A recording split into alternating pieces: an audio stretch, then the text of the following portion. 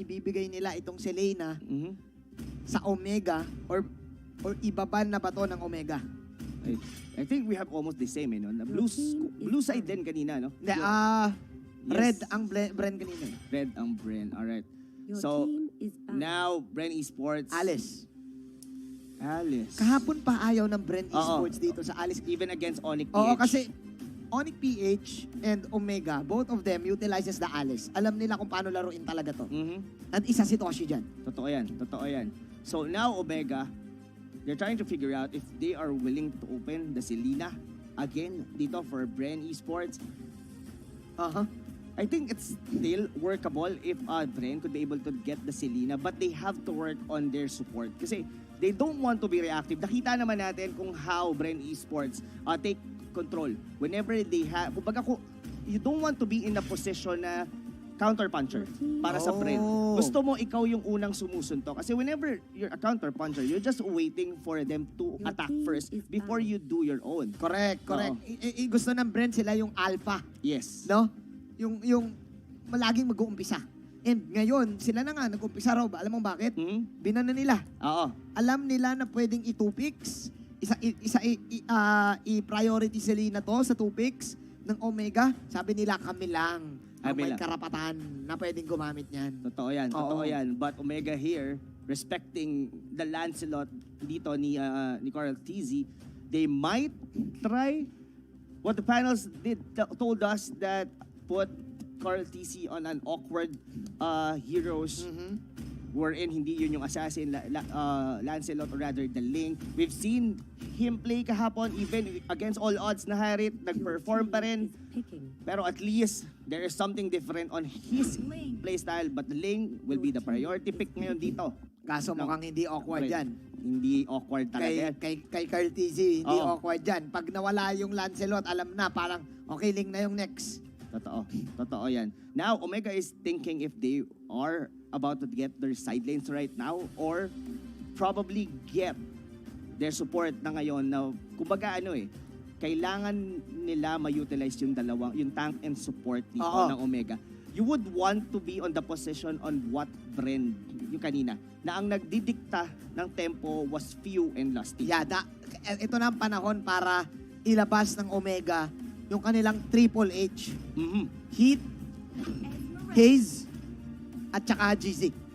Kumbaga, mabigyan na lang ng space si GZ kasi kailangan tumapat ni Heat at saka ni Haze talaga. Pero kay Lusty at saka kay Few. Totoo. Looks like Omega dito prioritizes both side lanes. Side lane pero, na naman. I mean, the Esmeralda didn't work for them. It's all because of the snowball ng Bren Esports. Pero the Barretts was part of it.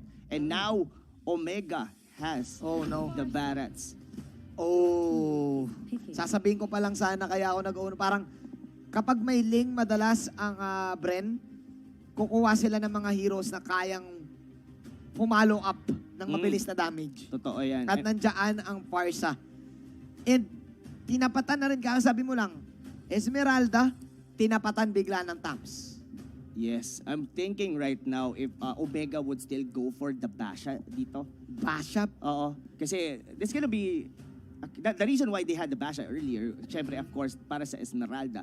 Pero it's still gonna work for the Tamos dito ng Bren Esports. Now, still thinking, medyo secured dito somehow yung first 3 picks dito ng Bren Esports. They do have their carry. They do have this support that can be used even on late game, offensive, defensively. Farsa can do that. But it looks like they want to secure a hero dito ni Hadjis. Yeah, I like the Roger pick dito, Rob Luna.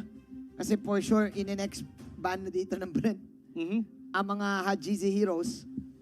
So yeah, I think both of the teams sa first 3 picks, okay. Wala pang masyadong nire-reveal ngayon ang team ng Omega. Medyo safe ang dalawang side lanes na makukuha nila. Ngayon, ano pwedeng mga supports ni Haze? Kanina siya ay naubusan. We still have... May Balir pa siya, may Chang'o pa siya. I haven't seen Haze use Kagura if ever. Pero I was thinking dito for Bren, to be honest, what's gonna be their tank? Or rather, other side lane. Yushong, probably, since that, kasi, pero hindi naman na kasi nila priority. They already know that the both side lanes here ng Omega. Pero it looked like Omega's targeting here, heroes Lusty. dito ni Lusty.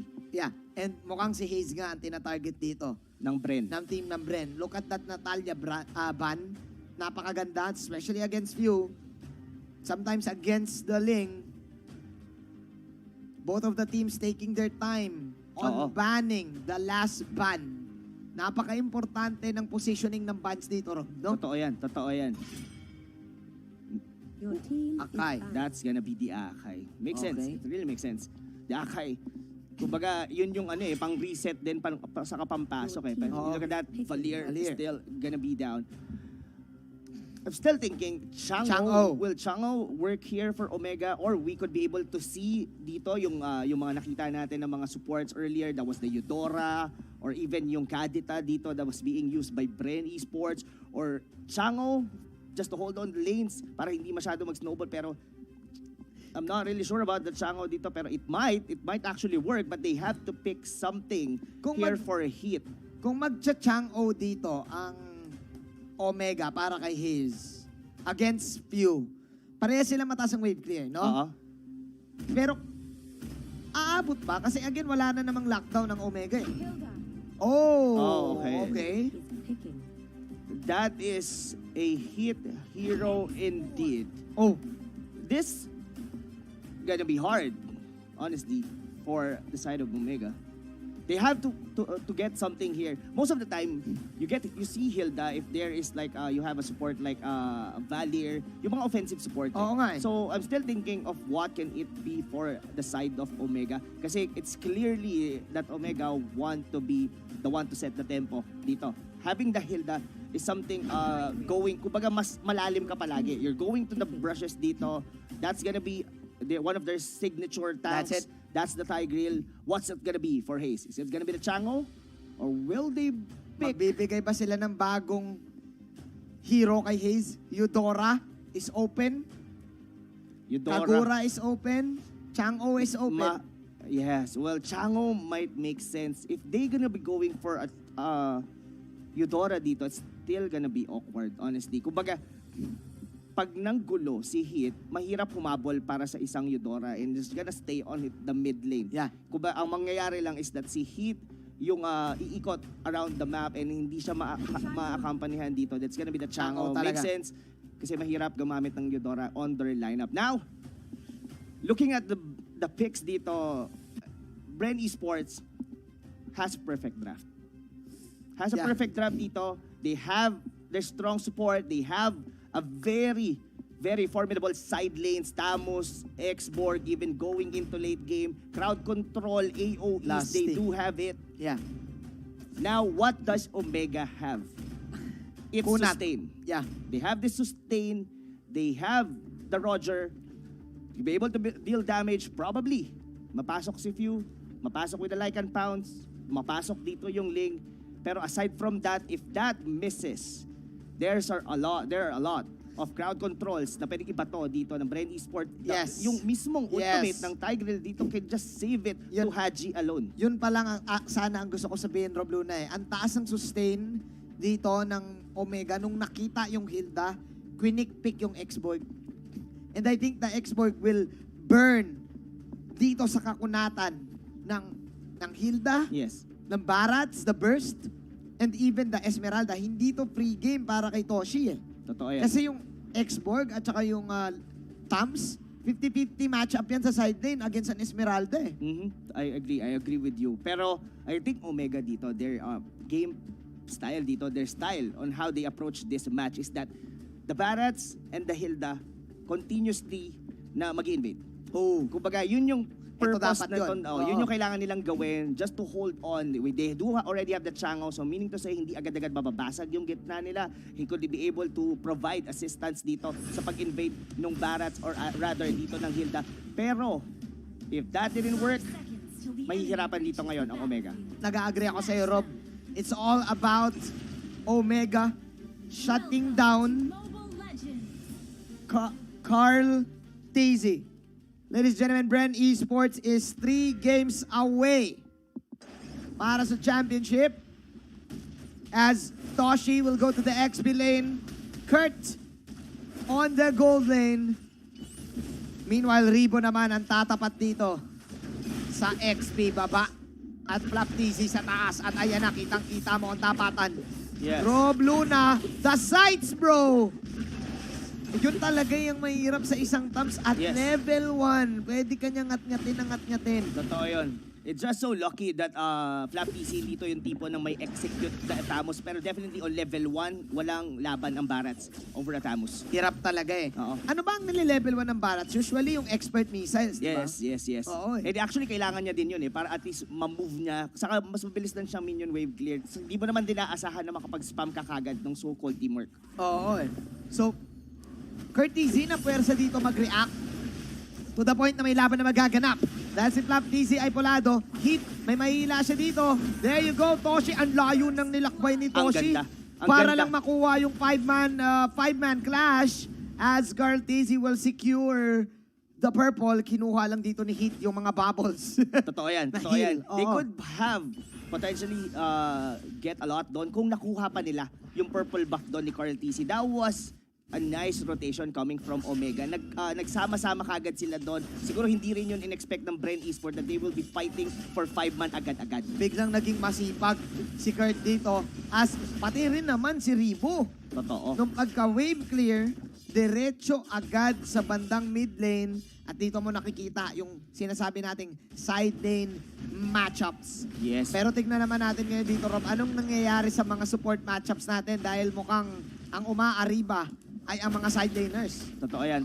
In terms of rotation, so now, Omega, di pa nila masyado na-utilize kung ano yung strength dito ng kanilang draft. Hit still needs to be very active dito. Put the support dito ng Bren Esports if you in an awkward position. Hindi niya ma-utilize yung ulti niya. Toshi here.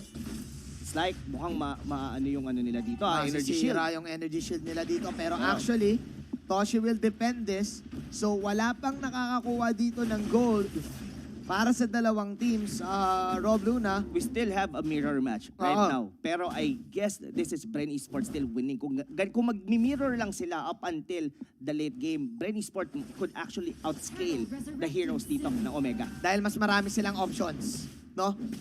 Yung Avaling, mas marami kayong crowd control, pero mas makunat din kasi ang Omega. So hindi mo pa rin masasabi sa talaga, Rob, no? Pero yes, tama ka eh. Ako nag-agree ako na yung Ling lineup, yung Parsa lineup, mas mabilis eh kesa sa Roger eh. So tignan natin ngayon kung aabot ba tayo sa ganyan dahil nakakatakot na itong Barats na to na lumaki banda sa may turtle as Curtizy will safeguard this turtle pit. At GZ and Company nandito. Lastly, tignan natin. Gumawa siya ng charge. Implosion. Tatamaan dalawa. Dito na Smelcam. Sino ang kinagat? Sino ang iluluwa? Huli kayo! Carl TZ sa wakas nakuha ng Omega. At ayan na! Kinakalmot-kalmot na sila ni HJZ. 4 ang nawala sa side ng Bren. Wow, that was a good performance coming from Haji. Alam mo yun, they had a complete box out doon sa may turtle and nakuha yun Carl TC. But on the right moment, kumpleto rin sila doon eh. Medyo na-burn out yung mga spells nila just right after nun pagkuha ng turtle. And rather than Haji using the Lycan Pounce on the squishy heroes dito ng Bren Esports, a triple kill, malaki ang mabuboost nito sa Omega. Ang ganda na naman ang positioning ni HJZ doon no, sa laban na yon. And sabi ng Omega dito, ayan na, pinapainit lang namin ang laban. Ang init, Rob! Mainit talaga. Hindi ko malaman. Now, here on the Gillette, instant replay. Ito yung nangyari doon sa may turtle. Look at how closely Omega dito, mga kaibigan. Kumbaga na micro nila. Look at HGC. Just going into the backlanes dito ng buong Bren Esports. Even Ribo, napasok pa siya doon sa loob ng tore. At saka ang kinagat ay walang iba kundi ang Ling. Actually, hindi ata natin to napansin, Rob, na usually pag nakikita tayong Ling, di ba, hinahanapan natin ng mga lockdown heroes. Totoo. Eto, meron dito, ang Omega, Detona's welcome. Not only the Detona's welcome, the Lycan Pounce can be just directly. Pwede mo nang atakin kagad. Kahit saan pa pumunta, kahit maglikot pa. Yung Ling, ay diretso talaga doon. Basta ito, nasa range. At eto na, here comes the burn. Para kay Hayes. Maganda na ngayon ang posisyon dito ng Omega. Yes, they have the 3,000 lead, pero kasi ang pinakamaganda for them, nakakaikot palalo dito yung mga side, and thanks to the vision na pino-provide sa kanila ngayon dito ni Hit. Yep. Galit na si Mr. Fundamental dito. The Wind Talker is also up for Hajizi, Mr. KDA Machine. 5-0-1. Pwede nila ituloy-tuloy. Gusto ko rin yung binanggit mo dito kanina, no? Natutulong talaga si Kurt. Yes. Kahit anong mangyari, si Heat at si Kurt ang magsasama para mag-invade ng jungle, and then sa likod lang si Hayes. Yes, definitely. Pero ito na, mukhang confident na ngayon dito ang Omega. They want to punish dito Carl TZ. Ngayon, mahihirapan na makakuha ngayon dito ng buff ang Bren Esports. Kayang i-lockdown ito ng Omega right now. Oo no? Alam na alam. Tignan mo yung item ngayon ni Carl TZ. Chop Suey. Hindi pa niya nabubuo dito yung Azure Blade. Gusto nila sana mag-axe. Totoo. Para sa para sa kanyang endless battle. So medyo nabibitin yung pag-farm niya dito, Robluna. Yes, bitin talaga. But look at that, how tanky that Detonas welcome. Grabe yung barats dito, mga kaibigan. Siya lang talaga nag-absorb dito ng mga binabatong damage coming from Bren Esports. At walang nakuwang purple buff ang Bren Esports. I think Carl TC already realizes na hindi niya na makokontest sa ngayon. Yung just go for a side lane push. Ibahin muna natin yung strategy natin and let Omega react. Okay, oo. Kumbaga, tagtaas kamay na Sabi nila, wag na, bigyan nyo na yan. Kukuha na lang tayo ng iba. And actually, yun yung isa sa mga magagandang characteristics ng Bren. They know kung kailan sila lugi. Alam nila kung kailan mag-disperse. Pero ngayon, Omega, isa naman sa mga characteristics nila, alam nila kung kailan sila lamang. Diba? Hindi naman basta-basta nagpapasindak itong hero na to Totoo yan. Ay, itong team na to Totoo yan, totoo yan. Not only that, alam nila na nagbe-bleed ngayon dito ang Bren Esports, and what is the good way para mas lalong mag-bleed dito is lalong add insult to the injury para sa kanila. Pasukin nyo ng pasukin, pahirapan natin sila ng pahirapan. Kumbaga, yung Omega, alam nilang may sugat na yung Bren. Ang ginagawa nila, nilalagyan nila ng kalamansi. Oo, para mas masakit. Para mas masakit, para humapdi. At hindi ka makakatulog noon. Totoo yan, totoo yan. Pero ito speaking of tulog, Bren Esports dito, they're on the back end. Mukhang magkakaroon na naman dito, probably an uncontested turtle. Looks like Carl TC doesn't really want to go into the turtle pit right now. Medyo Haji nagsisnowball siya dito. We're just on the mid-game. Grabe. Pero he's already on the 501 KDA. Kaibigan, Opensa galing sa Omega. Opensa talaga. At niray mo pa, kinagat na, kakagad na. Niluwa si Lasty dito. Ayaw niya daw ng lasa. Habang Lasty, ang ganda ng implosion. Pero, nasaan yung damage output? Wala. Omega, tuloy-tuloy ang pagbubusabos. Kurt Easy papasok pa rin. Buhay pa rin siya. Flap, Easy, sinubukan niya ang kanyang pinakamalupit na pagsligtas. Pero Omega pa rin ang nanaig dito sa bottom lane. Nandito na rin si Toshi. Ayan na nga, pinapaulan ng mga tela. Omega will get the bottom tower. Yes, and look at that. Just right. Pag-respond doon ng purple buff, kuha kaagad dito for the side of Omega. Grabe, so no? that just only mean, pero tignan muna natin dito, the Gillette instant replay. Look at how Courtesy, he's the one, and as well with Heat, yung nang-zone out for the rest dito ng Bren Esports. Wala na nga silang pakialam dito sa inner turret sa baba ng Bren Esports. That's sobrang tanky nung front lines nila dito. They just have to absorb everything and go into the back lanes dito ng Bren Esports. Parang unti-unti ng Omega itong game, Rob Luna. Yes. Tama yung sinabi mo doon after that Gillette instant replay. Pero take note Oo. the heroes dito for Bren Esports are also strong in terms of defending. They have the Farsa.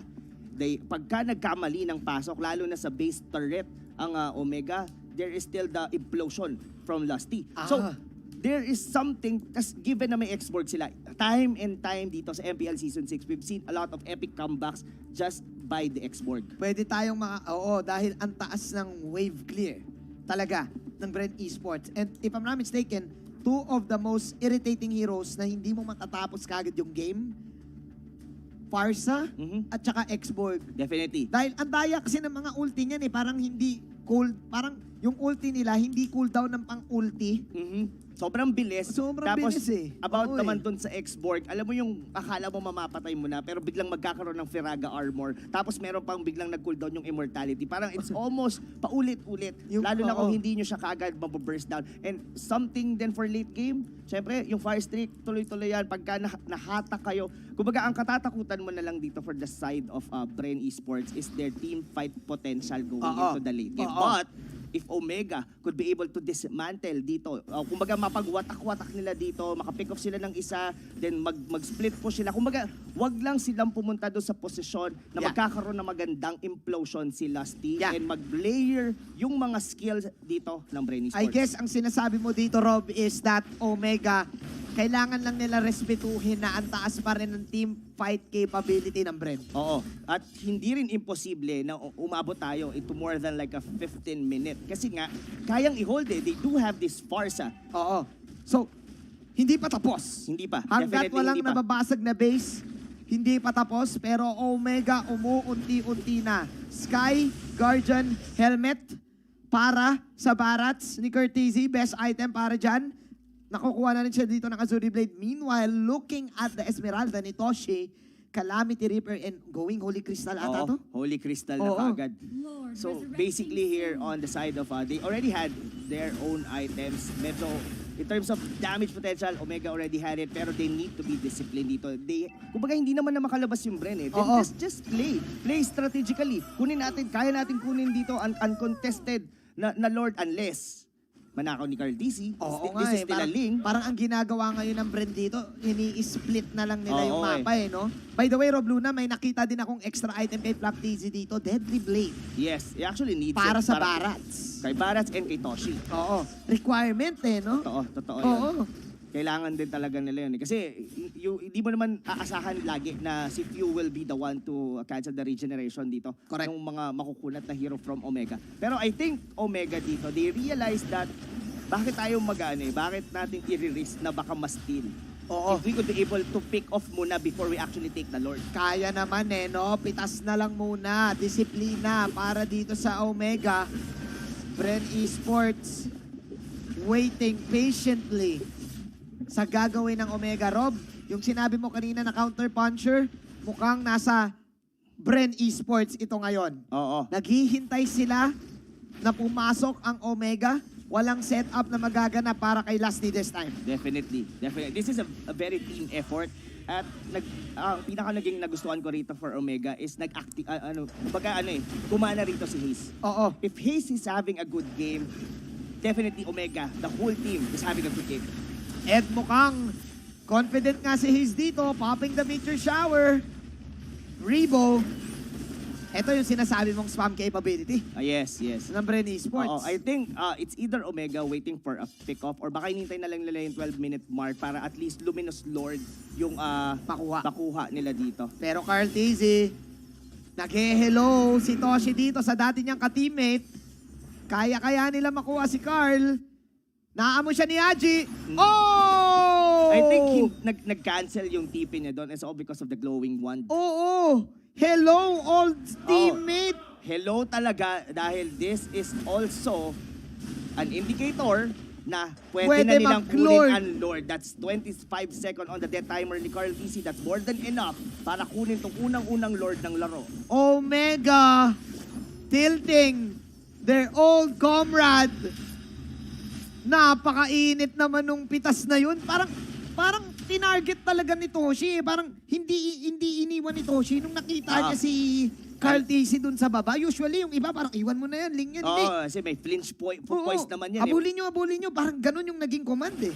And I think they already know na gagawin yun ni Carl TC. That's one of their winning condition na pag-reactin nila papunta doon kay Carl. Pero hindi kasama doon yung mamatay siya.